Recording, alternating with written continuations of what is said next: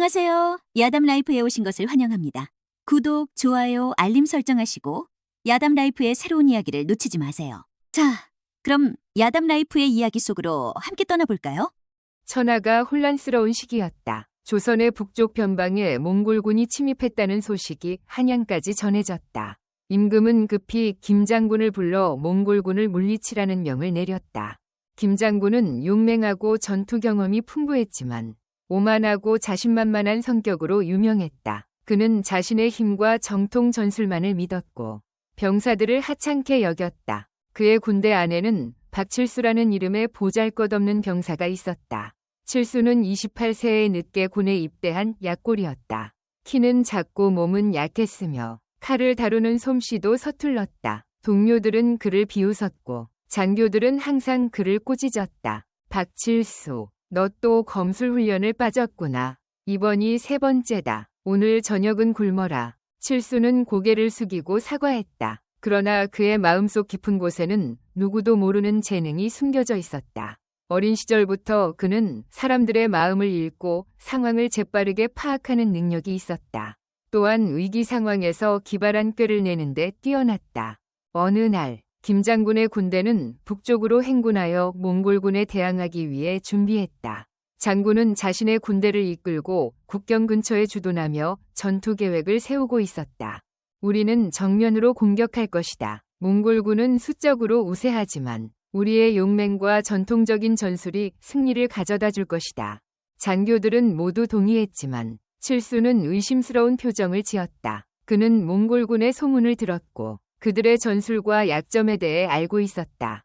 그날 밤 칠수는 용기를 내어 장군의 천막으로 향했다. 그러나 경비병들은 그를 막아섰다. 너 같은 하찮은 병사가 장군님을 뵙다니. 말도 안 되는 소리. 칠수는 물러서지 않았다. 제가 몽골군에 대한 중요한 정보를 가지고 있습니다. 장군님께 꼭 전해야 합니다. 경비병들은 비웃으며 그를 쫓아냈다. 칠수는 낙담하여 자신의 자리로 돌아갔지만 그의 마음속에는 이미 계획이 세워지고 있었다. 다음 날 아침, 군대는 출발 준비를 하고 있었다. 칠수는 동료 병사들 사이에서 조용히 무언가를 속삭이기 시작했다. 들었어? 몽골군은 우리가 정면 공격할 거라는 걸 이미 알고 있대. 그들은 함정을 준비하고 있다고 해. 소문은 빠르게 퍼져나갔고 곧 장교들의 귀에도 들어갔다. 장교들은 불안해하며 김장군에게 이 소문에 대해 보고했다. 헛소리, 누가 그런 말을 퍼뜨리고 있는가?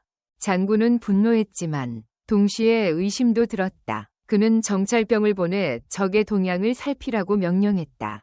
정찰병들이 돌아와 보고했다. 장군님, 몽골군은 정말로 우리의 정면 공격을 예상하고 있습니다.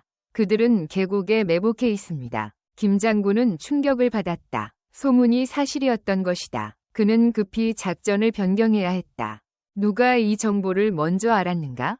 그 소문을 퍼뜨린 자를 찾아라. 병사들은 서로를 바라보았고 마침내 한 병사가 말했다. 박칠수가 그 이야기를 먼저 했습니다. 장군님, 김장군은 칠수를 불러들였다. 네가 어떻게 몽골군의 계획을 알았느냐? 칠수는 겸손하게 고개를 숙였다. 제가 어젯밤에 혼자 정찰을 나갔습니다. 몽골군의 대화를 엿들었습니다. 네가 그런 무모한 짓을 했다고? 왜 즉시 보고하지 않았느냐? 보고하려 했지만 경비병들이 저를 막았습니다. 그래서 다른 방법으로 정보를 전하려 했습니다. 김장군은 잠시 생각에 잠겼다. 그는 칠수를 새로운 시선으로 바라보기 시작했다. 좋다. 이번에는 내 말을 믿어보마. 그렇다면 우리는 어떻게 해야 한다고 생각하느냐? 칠수는 처음으로 자신의 생각을 자유롭게 말할 수 있게 되었다. 그의 눈은 반짝였다. 장군님, 몽골군은 우리가 정면으로 공격할 것이라 예상하고 있습니다. 그러나 우리가 그들의 예상을 뒤엎는다면 어떨까요?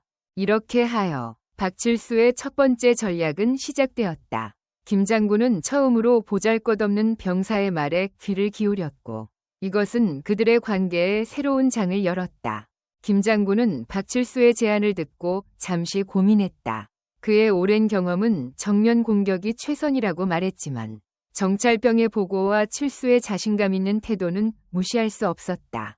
말해보거라. 내 계획은 무엇이냐? 칠수는 지도를 가리키며 설명했다. 몽골군은 계곡에서 우리를 기다리고 있습니다. 그들은 우리가 이 길로 올 것이라 예상하고 있습니다. 하지만 우리가 밤에 산을 넘어 그들의 후방을 공격한다면 어떨까요? 장교들은 의심스러운 눈초리로 칠수를 바라보았다. 산을 넘는다고? 그것은 불가능합니다. 우리 군대가 그렇게 큰 산을 밤에 넘을 수 없습니다. 칠수는 미소를 지었다. 제가 어릴 적에 이 산에서 자랐습니다. 알려지지 않은 좁은 길이 있습니다. 작은 부대라면 그 길을 통해 쉽게 넘을 수 있습니다. 김 장군은 칠수의 눈을 날카롭게 바라보았다. 그는 이 보잘것없는 병사가 거짓말을 하는지 아닌지 판단하려 했다. 마침내 그는 결정을 내렸다. 좋다. 내가 직접 소수의 병력을 이끌고 그 산길을 넘어가겠다. 나머지 군대는 여기 머물며 정면 공격을 준비하는 척할 것이다. 밤이 되자 김 장군은 100명의 정예병을 선발하여 칠수의 인도에 따라 산길을 오르기 시작했다. 길은 정말로 좁고 험했지만 칠수는 마치 자신의 집 뒷마당을 걷듯 자신감 있게 앞장섰다. 몇 시간의 고된 행군 끝에 그들은 마침내 산을 넘어 몽골군 진영의 후방에 도착했다. 몽골군은 전혀 경계하지 않고 있었다. 그들은 모두 정면에서 올 조선군을 기다리고 있었다. 김 장군은 공격 신호를 내렸다. 그의 작은 부대는 몽골군의 후방을 기습적으로 공격했다. 몽골군은 큰 혼란에 빠졌다. 적의 대군이 후방에서 공격해왔다. 몽골군은 자신들을 공격한 부대가 단지 100명에 불과하다는 것을 알지 못했다. 그들은 큰 부대가 후방을 점령했다고 오해했고 그 혼란 속에서 진영이 무너졌다. 이때 미리 약속한 신호에 따라 계곡 입구에서 기다리고 있던 조선군 본대가 일제히 함성을 지르며 전진하기 시작했다. 앞뒤로 공격을 받은 몽골군은 완전히 혼란에 빠졌다. 후퇴하라, 후퇴하라. 몇 시간 후 전투는 끝이 났다. 조선군은 큰 승리를 거두었고 몽골군은 수많은 사상자를 내고 도망쳤다. 김 장군은 믿을 수 없다는 표정으로 칠수를 바라보았다. 내 계략이 성공했다. 이렇게 적은 병력으로 큰 승리를 거두다니. 칠수는 겸손하게 고개를 숙였다. 장군님의 용맹과 결단력이 없었다면 불가능했을 것입니다. 김 장군은 칠수의 어깨를 두드렸다. 이제 너는 더 이상 보잘것없는 병사가 아니다. 내 곁에서 군사 참모로 일하라. 병사들은 놀라움과 존경의 눈빛으로 칠수를 바라보았다. 칠수는 겸손한 미소를 지었지만 그의 눈에는 자부심이 빛났다. 소식은 빠르게 전해졌다. 작은 부대가 몽골군을 격퇴했다는 소식이 한양까지 전해졌다. 임금은 크게 기뻐하며 김 장군을 치하했다. 그러나 김 장군은 의외로 솔직했다. 폐하, 이번 승리는 사실 박칠수라는 평범한 병사의 기지 덕분입니다. 임금은 놀라워했다. 그를 내 앞에 데려오라. 며칠 후 칠수는 임금 앞에 섰다. 그의 낡은 갑옷과 초라한 차림새는 궁중의 화려함과 대조를 이루었다. 네가 몽골군을 물리친 공을 세웠다고 하니 큰 상을 내리겠다. 칠수는 깊이 고개를 숙였다. 폐하, 제가 바라는 것은 계속해서 나라를 위해 봉사할 기회뿐입니다. 임금은 감동했다. 그대의 충성심이 가상하다. 김 장군의 참모로서 계속 나라를 위해 힘써라. 칠수는 이제 김 장군의 공식 참모가 되었다. 그러나 이것은 단지 시작에 불과했다. 몽골군은 첫 번째 패배에 굴하지 않고 더 큰 군대를 모아 다시 침략을 준비하고 있었다. 몽골 진영에서는 분노의 함성이 울려 퍼졌다. 몽골의 사령관 태무진은 자신의 천막에서 분노에 떨고 있었다. 어떻게 이런 일이 있을 수 있느냐? 조선의 작은 부대에게 우리가 패배하다니. 그의 부하 장수들은 고개를 숙인 채 말이 없었다. 태무진은 칼을 뽑아 탁자를 내리쳤다. 김 장군이 갑자기 이렇게 똑똑해졌단 말이냐? 그는 항상 정면 공격만 하는 바보였다. 한 참모가 조심스럽게 입을 열었다. 대장님, 소문에 따르면 김 장군에게 새로운 참모가 생겼다고 합니다. 박칠수라는 자인데 이전에는 평범한 병사였다고 합니다. 태무진의 눈이 번뜩였다. 평범한 병사가 이런 전략을 세웠다고? 그를 제거해야 한다. 그 자가 살아있는 한 우리의 계획은 항상 노출될 위험이 있다. 태무진은 자신의 암살자들을 불렀다. 조선 진영으로 잠입하여 박칠수라는 자를 제거하라. 절대 실패는 용납하지 않겠다. 암살자들은 깊이 고개를 숙였다. 명령대로 하겠습니다, 대장님. 한편 조선 진영에서는 승리의 기쁨이 가득했다. 병사들은 칠수를 영웅처럼 대했고 그의 조언은 이제 김장군 다음으로 중요하게 여겨졌다. 그러나 칠수는 그 관심이 불편했다. 그는 항상 남의 눈에 띄지 않는 것이 더 안전하다고 생각했다. 어느 날 밤, 칠수는 혼자 진영 주변을 산책하고 있었다. 갑자기 그는 어둠 속에서 움직이는 그림자를 발견했다. 그의 예리한 감각이 위험을 감지했다.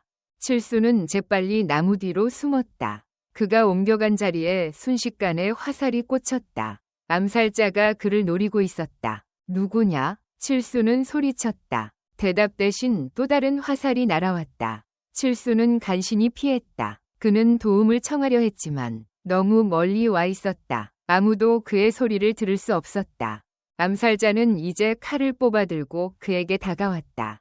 칠수는 무기도 없이 맨손이었다. 그는 빠르게 주변을 살폈다. 도망칠 곳도, 도움을 청할 사람도 없었다. 암살자가 가까이 다가왔을 때 칠수는 갑자기 웃기 시작했다. 뭐가 그리 웃음냐? 죽기 직전에? 칠수는 계속해서 웃으며 말했다. 너는 실패했다. 이미 내 동료들은 모두 붙잡혔다. 암살자는 혼란스러워 주변을 살폈다. 그 순간 칠수는 재빨리 땅에서 돌을 집어 암살자의 머리를 강타했다. 암살자는 쓰러졌고 칠수는 그의 칼을 빼앗아 그의 목에 겨누었다. 누가 너를 보냈느냐? 말하지 않으면 죽을 것이다. 암살자는 처음에는 입을 다물었지만 칠수가 칼을 그의 목에 더 깊이 누르자 결국 입을 열었다.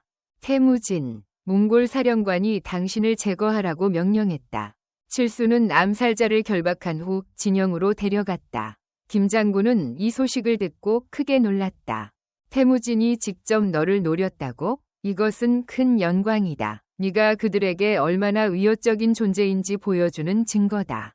칠수는 생각에 잠겼다. 장군님, 이것은 우리에게 기회가 될 수 있습니다. 어떤 기회냐? 이 암살자를 이용해 태무진에게 거짓 정보를 전할 수 있습니다. 우리가 서쪽으로 진군할 계획인 것처럼 속이는 것입니다.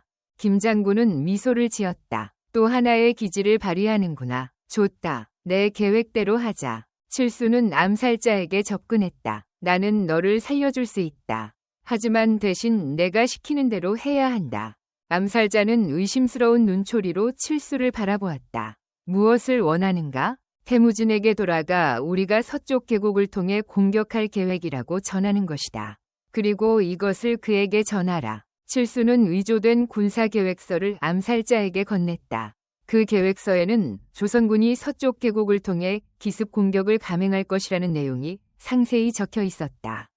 암살자는 망설였지만 결국 동의했다. 그는 살고 싶었다. 칠수는 그를 풀어주었고 암살자는 서둘러 몽골 진영으로 돌아갔다.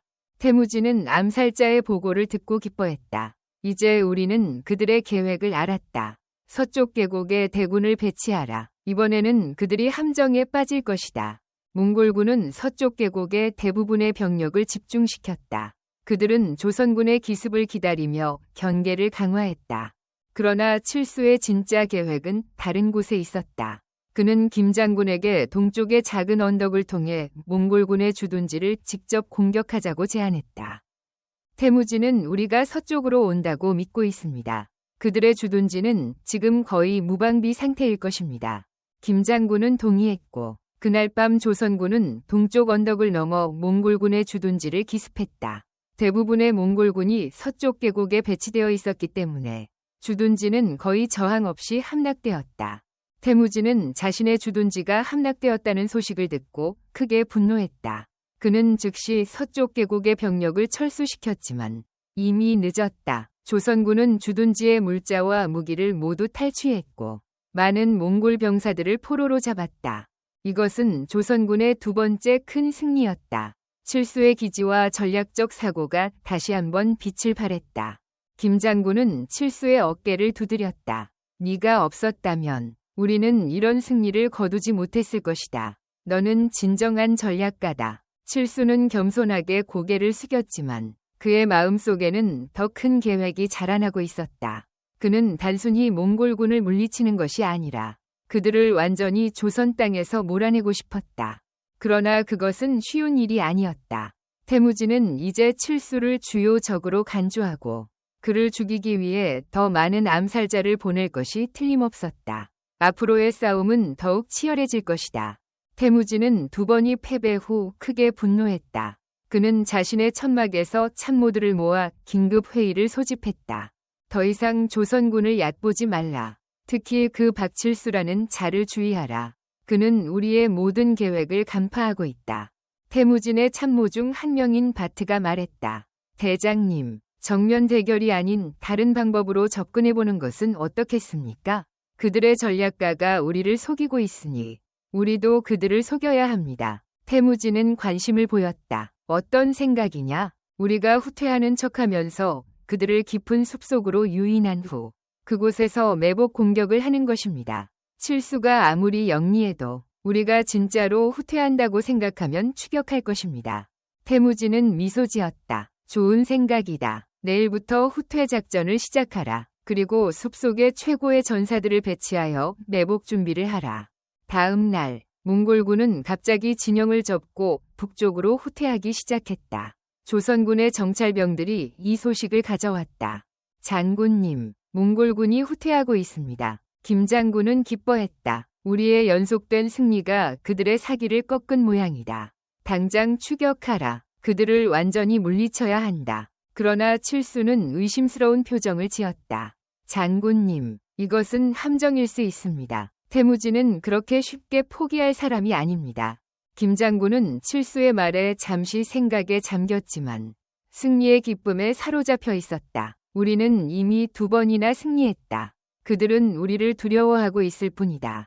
추격 명령을 내리겠다. 칠수는 김 장군을 말리려 했지만 장군의 결심은 확고했다. 조선군은 몽골군을 추격하기 시작했다. 칠수는 걱정되었지만 명령에 따라야 했다. 그러나 그는 자신만의 계획을 세웠다. 그는 소수의 병사들과 함께 몽골군의 행굴로를 살펴보기로 했다.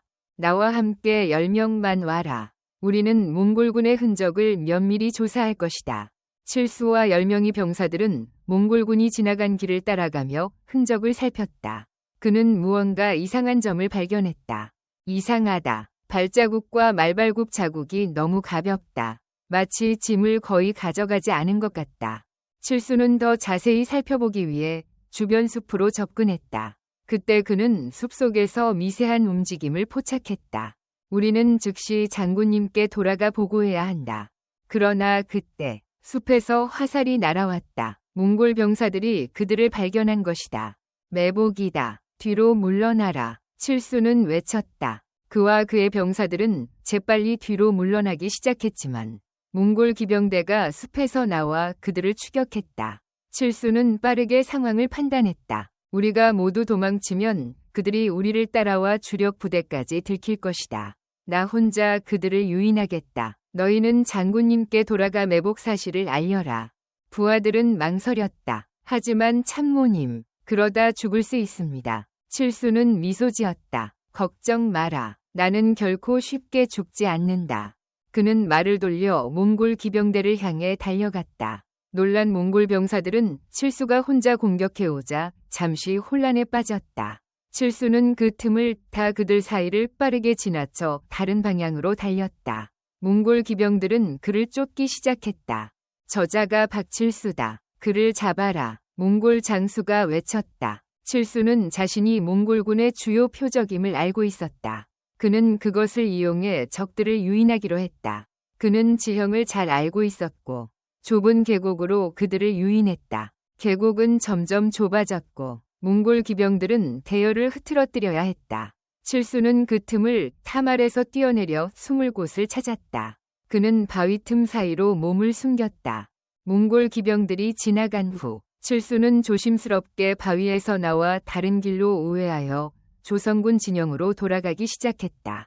그의 부하들이 이미 경고를 전했기를 바랐다. 한편 칠수의 부하들은 김 장군에게 도착하여 매복 소식을 전했다. 장군님, 몽골군이 숲속에 매복해 있습니다. 박칠수 참모님이 그들을 발견했습니다. 김 장군은 즉시 추격을 중단하고 부대를 정비시켰다. 칠수는 어디 있느냐? 그는 몽골군을 유인하기 위해 혼자 남았습니다.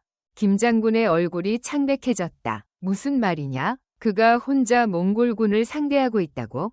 네, 장군님. 그는 우리에게 돌아가 경고하라고 명령했습니다. 김 장군은 깊은 한숨을 내쉬었다. 바보 같은 자, 용감하지만 바보 같은 자. 그는 잠시 생각한 후 결단을 내렸다. 우리는 함정을 피했으니 이제 우리가 함정을 설치할 차례다. 몽골군이 매복한 숲 주변을 포위하라. 조선군은 재빠르게 위치를 바꾸어 숲을 포위하기 시작했다. 몽골군은 조선군의 본대가 자신들의 함정에 빠지지 않자 당황했다. 어떻게 된 일이냐? 왜 그들이 오지 않는 것이냐? 몽골 장수 바트가 혼란스러워했다. 그때 한 병사가 달려왔다. 대장님, 조선군이 우리를 포위하고 있습니다. 바트는 충격을 받았다. 뭐라고? 어떻게 그들이 우리의 계획을 알았지? 몽골군은 이제 함정을 설치했던 자신들이 함정에 빠진 셈이 되었다. 그들은 숲에서 빠져나가려 했지만 조선군은 이미 모든 출구를 봉쇄하고 있었다. 한편 칠수는 우회로를 통해 조선군 진영 근처에 도착했다. 그는 놀랍게도 자신의 군대가 숲을 포위하고 있는 모습을 발견했다.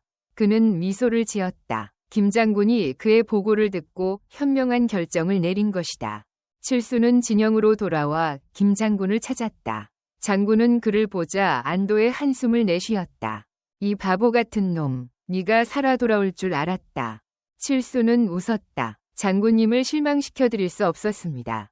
김 장군은 칠수의 어깨를 두드렸다. 너의 경고 덕분에 우리는 함정을 피하고 오히려 그들을 포위할 수 있었다. 이제 우리는 또 다른 승리를 거두게 될 것이다.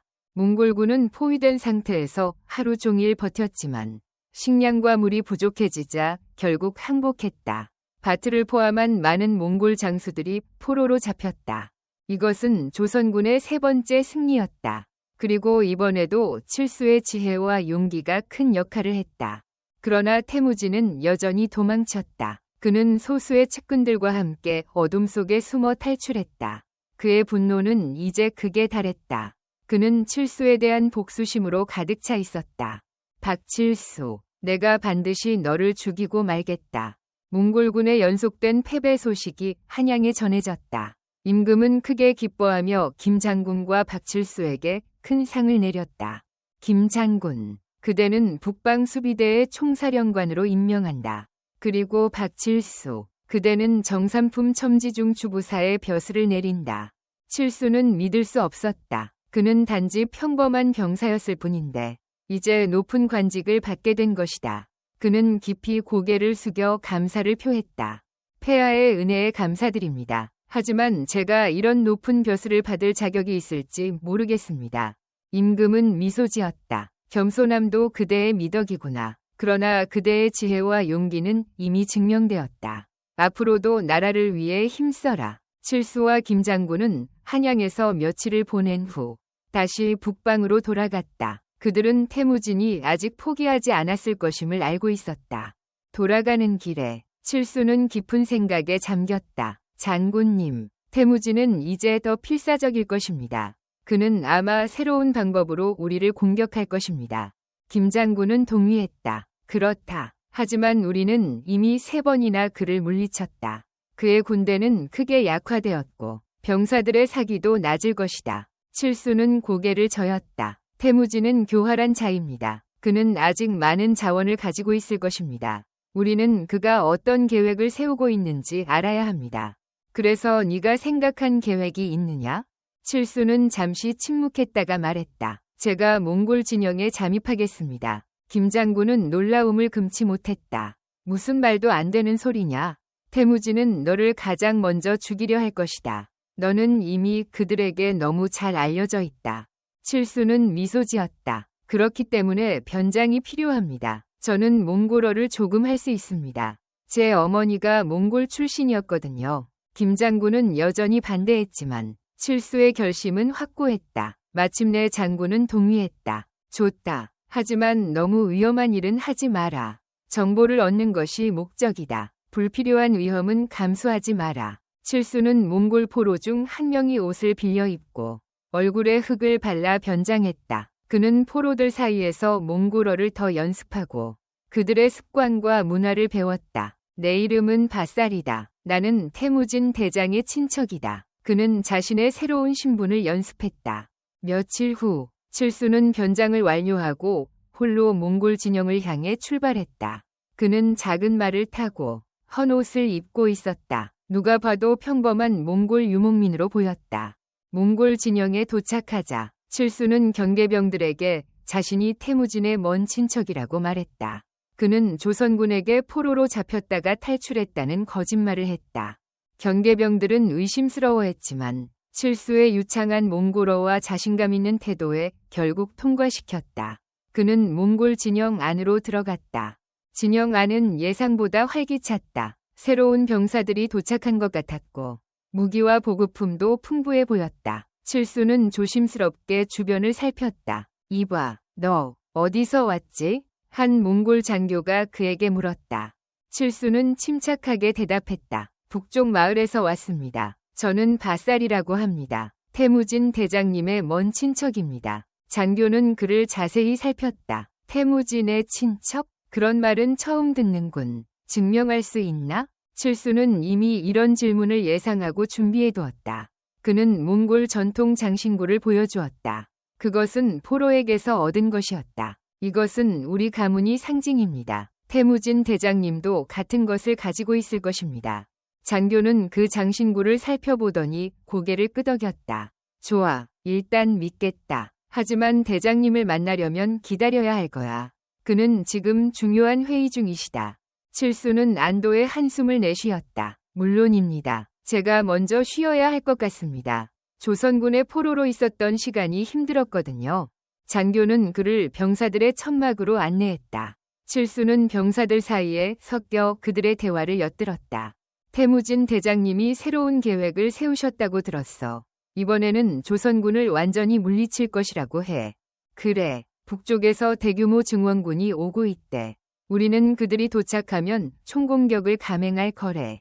칠수는 귀를 기울였다. 중요한 정보였다. 몽골군이 증원을 기다리고 있다는 것을 알게 되었다. 저녁이 되자 병사들은 모닥불 주위에 모여 이야기를 나누었다. 칠수도 자연스럽게 그들 사이에 끼어들었다. 내가 포로로 있을 때 조선군에 대해 많이 들었다. 칠수가 말했다. 그들의 새로운 참모 박칠수라는 자가 정말 대단하다던데. 병사들은 분노한 표정을 지었다. 그 자는 악마와 같다. 우리의 모든 계획을 알아내고 항상 우리를 함정에 빠뜨린다. 한 나이 든 병사가 말했다. 하지만 이번에는 그도 속을 것이다. 태무진 대장님의 계획은 완벽하다. 칠수는 호기심을 보였다. 어떤 계획인가요? 제가 포로였을 때 들은 것과 같은지 궁금합니다. 병사들은 서로를 바라보았다. 나이 든 병사가 말했다. 너는 아직 확인되지 않은 사람이다. 계획에 대해서는 말할 수 없다. 칠수는 고개를 끄덕였다. 물론입니다. 이해합니다. 그날 밤 칠수는 몰래 태무진의 천막 근처로 접근했다. 그는 경비병들을 피해 천막 뒤에 숨어 안에서 나누는 대화를 엿들었다. 대장님, 북쪽에서 오는 증원군은 일주일 후에 도착할 것입니다. 한 참모가 보고했다. 태무진의 목소리가 들렸다. 좋다. 그때까지 우리는 조선군을 속여야 한다. 우리가 약해진 것처럼 보이게 하라. 그들이 방심하게 만들어라. 하지만 대장님, 박칠수라는 자가 문제입니다. 그는 쉽게 속지 않을 것입니다. 태무진이 차갑게 웃었다. 그래서 내가 특별한 계획을 세웠다. 우리는 조선의 다른 지역을 공격할 것이다. 서쪽 해안가 마을들을 습격하라. 그러면 조선군은 병력을 분산시켜야 할 것이다. 칠수는 충격을 받았다. 태무진은 민간인들을 공격하려 하고 있었다. 그는 더 많은 정보를 얻어야 했지만 갑자기 뒤에서 소리가 들렸다. 거기 누구냐? 칠수는 재빨리 숨을 곳을 찾았지만 너무 늦었다. 경비병이 그를 발견한 것이다. 침입자다. 침입자가 있다. 칠수는 도망치기 시작했지만 경비병들이 그를 쫓아왔다. 그는 진영의 혼란을 이용해 말을 훔쳐 타고 도망치려 했다. 그러나 출구에서 그는 바트와 마주쳤다. 바트는 이전에 포로로 잡혔다가 탈출한 것이었다. 너, 바트가 외쳤다. 너는 박칠수다. 칠수의 변장이 탄로났다. 그는 말을 돌려 다른 출구를 찾았지만 이미 모든 출구가 봉쇄되고 있었다. 절박한 상황에서 칠수는 담대한 결정을 내렸다. 그는 말을 태무진의 천막을 향해 달렸다. 경비병들은 놀라서 그를 쏘지 못했다. 천막에 도착한 칠수는 말에서 뛰어내려 안으로 돌진했다. 태무진은 놀라서 자리에서 일어났다. 박칠수. 칠수는 재빨리 태무진의 목에 칼을 겨누었다. 움직이지 마라. 움직이면 죽인다. 경비병들이 천막으로 몰려들었지만 태무진이 손을 들어 그들을 멈추게 했다. 물러서라. 그가 나를 해치지 못하게 하라. 칠수는 태무진을 인질로 삼아 천막에서 나왔다. 그는 태무진을 말에 태우고 진영을 빠져나가기 시작했다. 몽골 병사들은 혼란에 빠졌다. 그들은 대장을 구하고 싶었지만 칠수가 그를 해칠까 두려워했다. 뒤따라오지 마라. 뒤따라오면 그를 죽이겠다. 칠수가 외쳤다. 그는 태무진과 함께 빠른 속도로 몽골 진영을 빠져나왔다. 몽골 병사들은 일정 거리를 두고 그를 쫓았다. 칠수는 이제 큰 문제에 직면했다. 그는 태무진을 인질로 잡았지만 조선 진영까지는 아직 멀었다. 그리고 몽골 기병들이 그를 쫓고 있었다.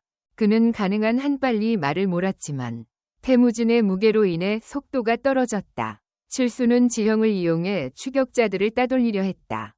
네가 이번에는 이기지 못할 것이다. 박칠수. 태무진이 차갑게 말했다. 내 병사들이 곧 너를 따라잡을 것이다. 칠수는 대답하지 않고 계속해서 말을 몰았다. 그는 좁은 계곡으로 말을 몰아 추격자들을 따돌리려 했다. 칠수는 태무진을 인질로 잡은 채 계속해서 좁은 산길을 달렸다. 몽골 기병들은 여전히 그의 뒤를 쫓고 있었지만 좁은 길에서는 그들의 수적 우세가 큰 도움이 되지 않았다. 네가 이렇게 도망친다고 해도 소용없다.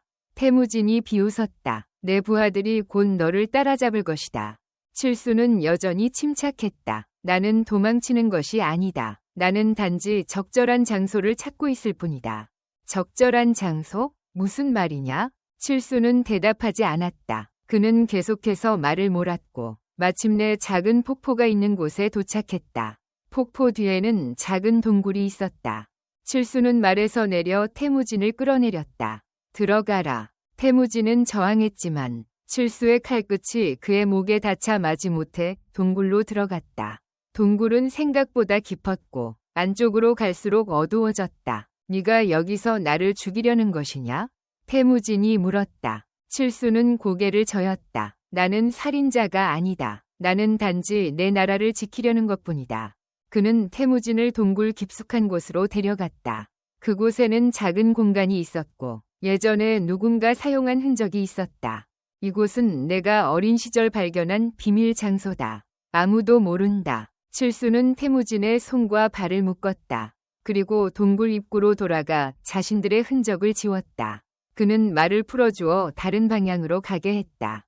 몽골 기병들이 폭포 근처에 도착했을 때 그들은 말의 발자국이 계속되는 것을 보고 그 방향으로 추격을 계속했다. 그들은 동굴의 존재를 알지 못했다. 칠수는 동굴로 돌아와 태무진 앞에 앉았다. 이제 우리는 이야기할 시간이 있다. 태무진은 분노에 차 있었지만 자신의 상황이 불리함을 알고 있었다. 네가 무엇을 원하느냐? 나는 네가 계획하고 있는 모든 것을 알고 싶다. 특히 서쪽 해안 마을을 공격하려는 계획에 대해. 태무진은 놀란 표정을 지었다. 네가 어떻게? 나는 너의 천막 밖에서 모든 것을 들었다. 너는 무고한 민간인들을 공격하려 하고 있다. 태무진은 웃었다. 전쟁에서는 모든 수단이 정당하다. 내가 그 마을들을 공격하면 너희 군대는 병력을 분산시켜야 할 것이다. 그러면 우리의 증원군이 도착했을 때 너희를 쉽게 물리칠 수 있다. 칠수는 심각한 표정으로 말했다. 나는 그런 일이 일어나지 않게 할 것이다. 어떻게? 네가 나를 인질로 잡았다고 해서 내 군대가 멈출 것 같으냐? 그들은 이미 서쪽으로 출발했을 것이다. 칠수는 생각에 잠겼다. 그는 태무진이 사실을 말하고 있다고 느꼈다. 그는 빨리 돌아가 김 장군에게 이 사실을 알려야 했다. 내가 없어도 내 병사들은 계획대로 행동할 것이다. 그들은 한 주 안에 북쪽에서 오는 대규모 증원군과 합류할 것이다. 그때 너희 조선은 멸망할 것이다. 칠수는 태무진의 눈을 똑바로 쳐다보았다. 그의 말이 진실인지 확인하려 했다. 네가 거짓말을 하고 있다면 우리 모두에게 좋지 않을 것이다. 태무진은 비웃었다. 내가 왜 거짓말을 하겠느냐? 너는 이미 죽은 목숨이나 다름없다. 내 병사들이 결국 너를 찾아낼 것이다. 칠수는 결단을 내려야 했다. 그는 태무진을 여기 두고 조선 진영으로 돌아가 경고해야 했다. 하지만 그렇게 하면 태무진이 탈출할 가능성이 있었다. 갑자기 동굴 밖에서 소리가 들렸다. 누군가가 접근하고 있었다. 칠수는 조심스럽게 동굴 입구 쪽으로 다가갔다. 밖에서 발자국 소리가 점점 가까워지고 있었다. 그는 칼을 단단히 쥐고 준비했다. 발자국 소리가 동굴 입구에 도달했을 때 칠수는 숨을 죽이고 기다렸다. 그때 익숙한 목소리가 들렸다. 칠수, 거기 있느냐? 그것은 김장군의 목소리였다. 칠수는 안도의 한숨을 내쉬며 동굴 입구로 나갔다.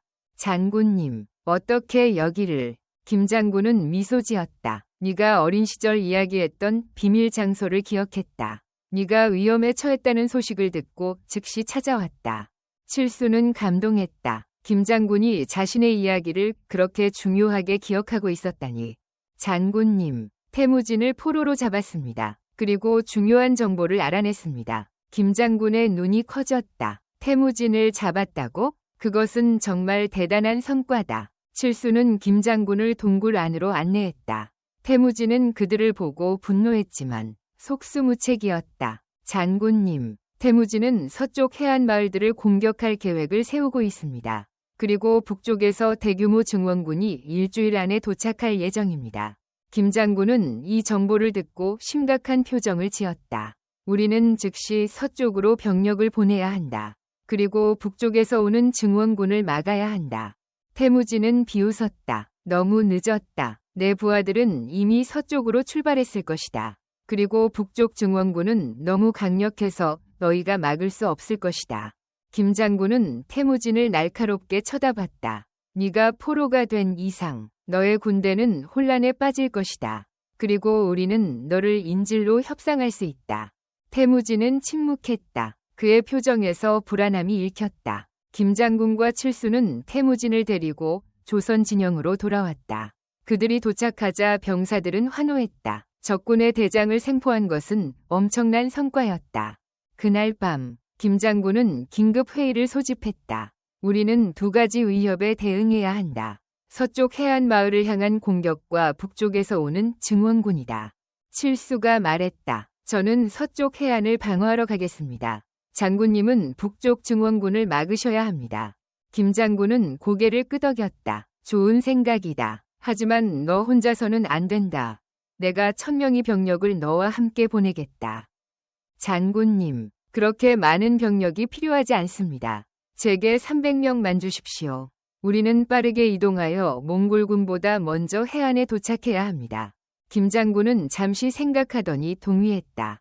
좋다. 하지만 조심해라. 태무진은 너를 특별히 노리고 있을 것이다. 칠수는 다음 날 새벽 300명이 정예병을 이끌고 서쪽 해안을 향해 출발했다. 그들은 가능한 한 빠르게 이동했다.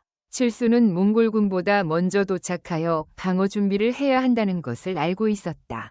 이틀 동안의 힘든 행군 끝에 그들은 마침내 서쪽 해안의 첫 번째 마을에 도착했다.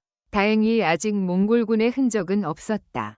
칠수는 즉시 마을 주민들을 모았다. 몽골군이 곧 이 마을을 공격할 것입니다. 우리는 여러분을 보호할 것입니다. 하지만 모든 주민들이 협조해야 합니다. 주민들은 공포에 질렸지만 칠수의 확신에 찬 태도에 안심했다. 그들은 칠수의 지시에 따라 마을의 방어 준비를 시작했다. 칠수는 독특한 방어 전략을 세웠다. 그는 마을 주변에 함정을 파고 주민들에게 특별한 역할을 부여했다. 모든 사람이 방어에 참여하게 된 것이다. 우리는 몽골군을 정면으로 막을 수 없습니다. 우리의 병력은 너무 적습니다. 그러나 우리는 그들을 속이고 혼란스럽게 만들 수 있습니다. 그의 계획은 단순하면서도 효과적이었다. 마을 주변에 많은 횃불을 설치하고 모든 주민들에게 갑옷과 무기처럼 보이는 것들을 들고 이리저리 움직이게 했다. 멀리서 보면 마치 대규모 군대가 주둔하고 있는 것처럼 보였다. 셋째 날 저녁, 정찰병이 달려왔다. 적군이 접근하고 있습니다. 약 500명 정도로 보입니다. 칠수는 모든 준비가 끝났는지 확인했다. 모두 위치에 서라. 신호가 있을 때까지 움직이지 말라. 몽골군은 언덕 위에서 마을을 내려다보았다. 그들은 마을 주변에 많은 횃불과 움직이는 병사들을 보고 혼란스러워했다. 우리의 정보에 따르면 이 마을에는 방어군이 없어야 했는데 몽골 장수가 중얼거렸다. 그들은 정찰병을 보내 상황을 확인했다. 정찰병들은 마을 주변의 어둠 속으로 사라졌다. 잠시 후 비명소리가 들렸다. 칠수가 설치한 함정에 정찰병들이 빠진 것이다. 몽골 장수는 당황했다. 그는 예상치 못한 저항에 부딪혔고 어둠 속에서 적의 규모를 정확히 파악할 수 없었다. 공격하라. 우리는 수적으로 우세하다. 몽골군은 마을을 향해 돌진했다. 그러나 그들은 곧 칠수가 설치한 여러 함정에 빠지기 시작했다. 땅 속의 파인 구덩이, 날카로운 나무 말뚝, 불에 탄 기름이 묻은 땅 등이 몽골군의 진격을 방해했다. 혼란 속에서 칠수는 자신의 병사들에게 신호를 보냈다. 그들은 미리 정해진 위치에서 일제히 화살을 쏘았다. 어둠 속에서 날아오는 화살은 몽골군에게 큰 피해를 입혔다. 동시에 마을 주민들은 칠수의 지시에 따라 큰 소리로 함성을 질렀다. 그 소리는 마치 대군이 공격하는 것처럼 들렸다. 몽골 장수는 상황을 제대로 파악할 수 없었다. 그는 자신의 군대가 함정에 빠져 혼란에 빠진 것을 보고 후퇴 명령을 내렸다. 후퇴하라. 이것은 함정이다. 몽골군은 어둠 속에서 서둘러 후퇴했다. 그들은 자신들이 상대하는 적이 실제로는 소수의 병력이라는 사실을 알지 못했다. 칠수는 승리의 환호성을 들었다. 그의 계략이 성공한 것이다. 그러나 그는 이것이 끝이 아님을 알고 있었다. 몽골군은 분명히 다시 돌아올 것이다. 그는 즉시 다음 마을로 전령을 보냈다. 몽골군이 이 지역을 공격하고 있다. 모든 마을은 방어 준비를 하고 주민들을 안전한 곳으로 대피시켜라. 칠수는 그날 밤 거의 잠을 이루지 못했다. 그는 계속해서 다음 전략을 구상했다. 그는 몽골군이 다음에는 더 많은 병력으로 돌아올 것이라고 예상했다. 다음 날 아침, 그의 예상대로 몽골군은 더 많은 병력을 이끌고 돌아왔다. 이번에는 약 1000명의 병사들이 마을을 향해 진격하고 있었다. 칠수는 마을 주민들에게 산으로 대피하라고 명령했다. 그리고 자신의 병사들에게 새로운 전략을 설명했다. 우리는 정면으로 맞서 싸울 수 없다. 하지만 우리는 그들을 산속으로 유인하여 지형을 이용해 공격할 수 있다. 그의 계획은 마을을 포기하는 척하면서 몽골군을 산속 깊숙이 유인한 후 좁은 협곡에서 공격하는 것이었다. 몽골군이 마을에 들어왔을 때 그들은 아무도 없는 텅 빈 마을을 발견했다. 그들은 주민들이 산으로 도망친 흔적을 발견하고 추격을 시작했다. 칠수는 자신의 병사들과 함께 미리 산속의 전략적 위치에 자리를 잡았다. 그들은 몽골군이 좁은 협곡에 들어오기를 기다렸다. 몽골군이 협곡에 들어서자 칠수는 신호를 보냈다. 그의 병사들은 높은 곳에서 돌과 화살을 쏟아부었다. 좁은 협곡에서 몽골군은 대열을 제대로 갖추지 못했고 많은 피해를 입었다. 동시에 칠수는 협곡 입구에 미리 준비해둔 커다란 통나무들을 굴러떨어뜨렸다. 통나무들은 협곡 입구를 막아 몽골군의 후퇴를 차단했다. 몽골군은 완전히 갇혀버렸다. 그들은 앞으로 나갈 수도 뒤로 물러설 수도 없었다. 높은 곳에서 계속되는 공격에 그들은 큰 혼란에 빠졌다. 항복하라. 칠수가 외쳤다. 너희는 포위되었다. 더 이상의 저항은 무의미하다. 몽골 장수는 분노했지만 현실을 인정할 수밖에 없었다. 그는 마지못해 항복했다. 이것은 칠수의 또 다른 위대한 승리였다. 그는 단 300명의 병력으로 1000명의 몽골군을 물리친 것이다. 소식은 빠르게 퍼졌다. 김장군도 북쪽에서 몽골 중원군을 성공적으로 막아냈다는 소식이 전해졌다. 태무진의 포로 상태가 몽골군의 사기를 크게 떨어뜨린 것이다. 칠수의 명성은 이제 전국에 알려졌다. 그는 더 이상 보잘것없는 병사가 아니었다. 그는 조선의 영웅이 되었다. 전쟁이 끝난 후 조선은 평화를 되찾았다. 몽골군은 태무진의 석방을 조건으로 한 평화협정에 서명했다. 그들은 더 이상 조선을 침략하지 않기로 약속했다. 한양에서는 승리를 축하하는 큰 행사가 열렸다. 임금은 김장군과 박칠수를 궁으로 초대했다. 그대들의 용맹과 지혜로 우리나라가 큰 위기에서 벗어났다. 특히 박칠수, 그대는 평범한 병사에서 시작하여 나라를 구한 영웅이 되었다. 그대에게 첨지중추부사의 벼슬과 함께 토지와 재물을 하사하노라. 칠수는 깊이 고개를 숙였다. 폐하의 은혜에 감사드립니다. 하지만 제가 한 일은 단지 제 의무를 다한 것뿐입니다. 임금은 미소 지었다. 그대의 겸손함 또한 큰 미덕이다. 그대의 지혜는 앞으로도 나라에 큰 도움이 될 것이다. 나는 그대를 내 측근으로 삼고자 한다. 이렇게 하여 박칠수는 궁중에서 중요한 자리를 맡게 되었다. 그의 지혜와 기지는 많은 정치적 문제를 해결하는 데 도움이 되었다. 그러나 칠수는 항상 자신의 뿌리를 잊지 않았다. 그는 자주 병영을 방문하여 병사들과 이야기를 나누었다. 그는 특히 보잘것없게 보이는 병사들에게 관심을 기울였다. 내 이야기는 누구나 중요한 역할을 할 수 있다는 것을 보여준다. 때로는 가장 예상치 못한 곳에서 가장 큰 지혜가 나오기도 한다. 칠수는 자신의 경험을 바탕으로 군사 전략에 관한 책을 쓰기 시작했다. 그의 책, 병력과 지략은 나중에 조선의 중요한 군사 교본이 되었다. 몇 년 후, 노년의 김장군이 칠수를 찾아왔다. 칠수야, 나는 이제 은퇴하여 산속에서 여생을 보내려 한다. 내 자리를 네가 이어받기를 바란다. 칠수는 놀랐다. 장군님, 저는 그런 중요한 자리를 맡을 자격이 없습니다. 김장군은 웃었다. 너는 여전히 자신을 과소평가하는구나. 네가 아니면 누가 그 자리를 맡을 수 있겠느냐? 임금께서도 이미 동의하셨다. 이렇게 하여 박칠수는 조선의 북방수비대 총사령관이 되었다. 그는 자신의 지혜와 경험을 이용하여 오랫동안 국경을 평화롭게 지켰다. 그의 명성은 국경을 넘어 멀리까지 퍼졌다. 심지어 그의 옛 적이었던 태무진도 그에게 존경의 편지를 보냈다. 나는 전장에서 그대를 적으로 만났지만 이제는 그대의 지혜와 용기를 존경한다. 그대 같은 적을 만난 것은 나의 영광이었다. 세월이 흘러 칠수는 나이가 들었다. 그는 자신의 경험과 지혜를 젊은 장교들에게 전하는데 많은 시간을 보냈다. 가장 중요한 것은 힘이 아니라 지혜다.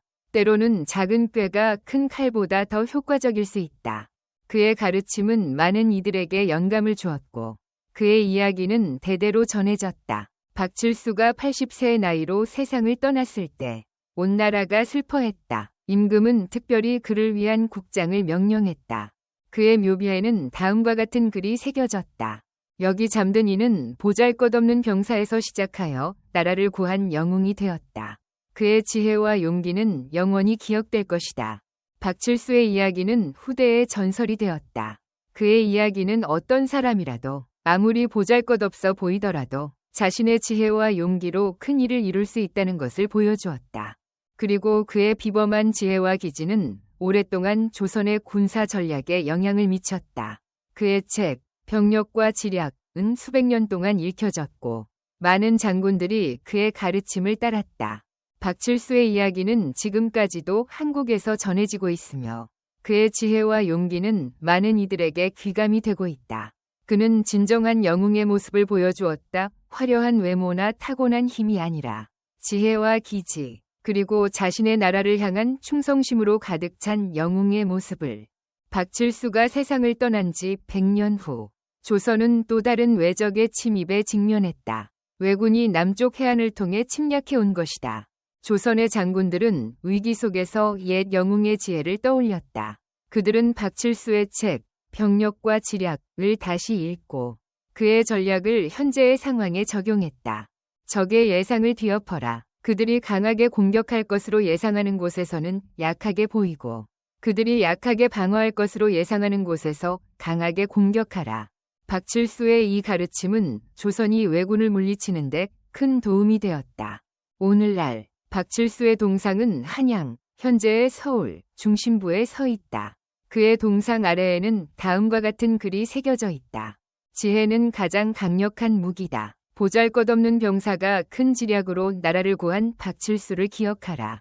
그의 이야기는 세대를 넘어 전해지며 많은 이들에게 영감을 주고 있다. 외모나 지위가 아닌 지혜와 용기가 진정한 가치임을 보여주는 이야기로 우리 모두의 마음속에는 박칠수와 같은 잠재력이 있다.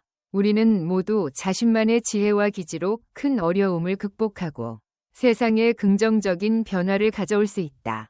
이것이 박칠수, 보잘것없는 병사에서 영웅이 된 사람의 영원한 메시지다.